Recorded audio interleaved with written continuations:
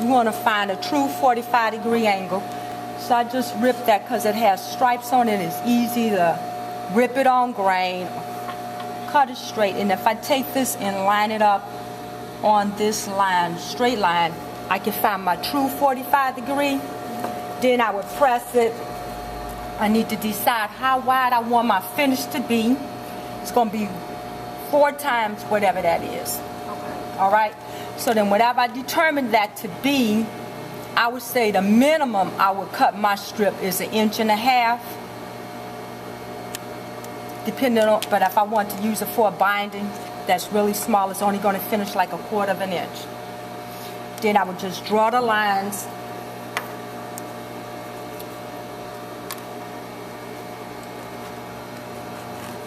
And then just cut it.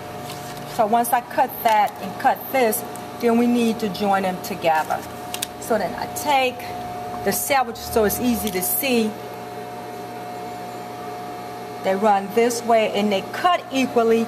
Then I just take them and flip them and they go in opposite directions.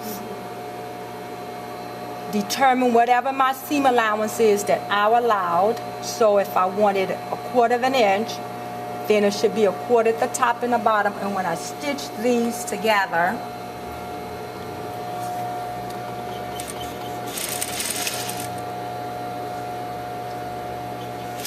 and when they use the biases, because it's the weakest grain line, and when you're going around curves, it'll lay flat.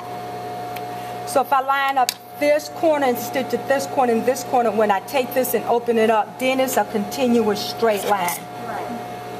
All right, if I don't line these 2 corner sections up, then they'll be stagnated, one over here and one over there.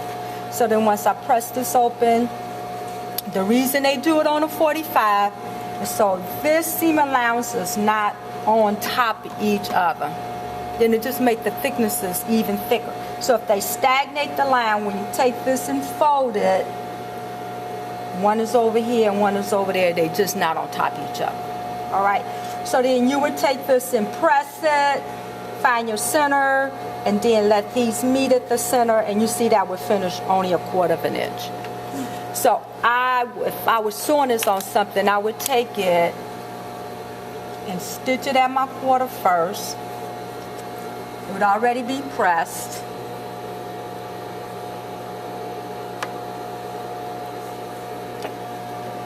That's my 1/4 inch seam allowance, the width of my foot.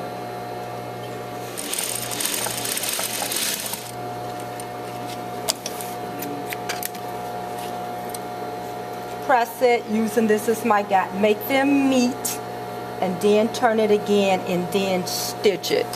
And you stitch right along the edge and you know it's going to come out right every time. Because I'm going to stitch this on the front, so this is my wrong side and my right side sewn together. This is already pressed, or I can go and press it now so that I can turn this and flip it over using the edge as my guide, that crease. And then stitch on the edge on the right side, and then I know it's always coming out right. And when I look on the back, it's just going to line up in the right place. It can't help it, because if you cut it exactly right and you press it and you line it up and you get to the other side, it's going to look like that. All right, so that's how you cut, make bias tape, and sew it on to something. So also, it's a way to set in the sleeve using bias tape also.